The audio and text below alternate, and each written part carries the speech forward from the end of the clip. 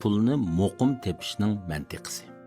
Ya'ni odatdagi odamlar bugünkidek shunday kapitalni taraqqiy qilayotgan, nurg'un aqlli odamlar chiqayotgan, nurg'un cho'ng shirkatlar chiqayotgan mushundoq bozor sharoitida qandoq qilib o'zimizga loyiq odatdagi kichik pulni uzoqcha muqim topamiz.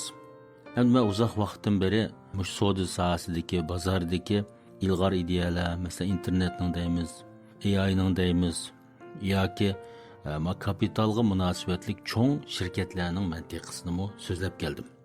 Ham mening diqqat qiladigan yana bir masalam bu ilg'or savdo andizlari hamma odamga muvofiq kelavermaydi. Men ba'zida dars jarayonida bakmush ilg'or ideyalarni so'zlagan vaqtida eskartib qo'yaman. Bu andiza hamma odamga muvofiq kelavermaydi deb qo'yaman. Endi bugun shuning ichidagi muhim bir masala. Odatdagi odamlar, iqtidorimiz, bilimimiz odatdagicha. Bizning o'rnimizmi tövanda, odatdagi bir o'rinda. Endi mandaq odam qanday pul tepish kerak? Bugun mush masalani so'zlayman. Endi biz jamiyat qaraganda bo'lib o'xshash bir avomga dars o'tkichi. Mening dars o'tadigan obyektim hammasi korxonchilar emas. Yosh bolalar bor, xizmat yo'q odamlar bor, uyda o'tiradigan ayollar bor, hamma odam bor. Endi men mushundaq bir universal o'ylashim kerakda, jamiyatdagi hamma odamga nima muvofiq keladi deydigan. Hatto pul yo'q odammi, pul topolmaydigan odammi o'zining baxtini qanday tepish kerak? O'zining odatdagi turmushini qanday o'tkazish kerak?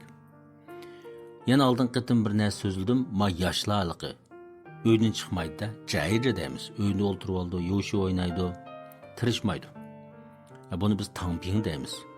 Endi men bir san so'zladim, unda bo'lganda mush tangping degan ishni qanday qilib yaxshi qilamiz? Zot tirishmaslik. Tirishmaslikning o'ziga tushliq bir falsafiy asosi bor. Endi bugun deydiganim, bizning taqdirimiz oddiy bo'lsa, bilimimiz tuvan bo'lsa, turayotgan o'rnimiz nihoyat kichik bo'lsa, endi bizning mushu holatimiz bilan albatta darslarda so'zlagan, do'yillarda chiqayotgan, mayun degandek cho'ng odamlarningki ma'vu bir ishlari bizga muvofiq kelmaydi. Unda xos bu odamlar tirishmaslik kerakmi? Biz qanday qilamiz? Shuning ichida odatdagi odamlarning oddiy pulni, kichik pulni qanday qilib uzoqcha muqim tepishi. Mushaqda bir falsafa bor. Doktor To'lqin Qodir muallimning yillik korxonchilar klubini tushunmoqchi bo'lsangiz, tuvandagi undidor bilan aloqalashing. Masalan, bayligir degan ma'vu puli jiq odamlar, bilimi cho'ng odamlar pulni qanday topadi desa, oldi bilan o'ziga bir cho'ng bir aqidani o'ylaydi. Ondan o'ziga shino qiladi. Ondan yuqoridagi mushu aqlli odamlar bilan uchrashib turadi. Har xil ilg'or savdo andizlarini o'tirib qo'ydi. Ma davr nega ketyotdi? Ondan kapital nega ketyotdi? Mushtaq ilg'or narsalarni o'ylab turib, tuvanga tushib, odatdagi odamlar qilolmaydigan yoki qismi jiq pul bilan bu yerda ilg'or savdo andisi bilan yana bir qitim qilish orqali bu savdolarni tatib oladigan mushunaq ishlarni o'ylaydi. Endi odatdagi odam qanday bo'lishi kerak deganda, mushu narsalarni o'rganishimiz kerak.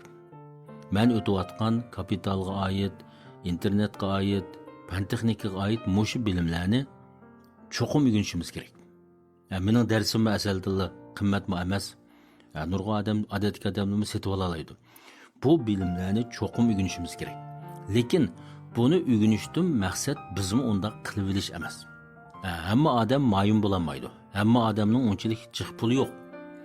Lekin mening mush narsalarni o'tishdan maqsadim, ma dunyoda mandaq ishlarmi bor, ma cho'ng odamlar mandaq ishni qilyotidi, mani sizlar bilib qo'yinglar demoqchi. Ondan bilib bo'lgandan keyin qanday qilamiz? Bilib bo'lgandan keyin ma cho'ng odamlar, aqlli odamlar yuqori turib mandaq ishlarni qilib o'tibdi. Unda bo'lsa, mushu odamlar yetishamagan, mushu odamlar qiziqmagan, mushu odamlarga xo'shyoqmagan yana nima ishlar bor? Mandaq o'ylanglar demoqchi. Chunki har qanday kuchli odamning, har qanday puli jiq odamning yetishamaydigan bir ishlar bo'ldi.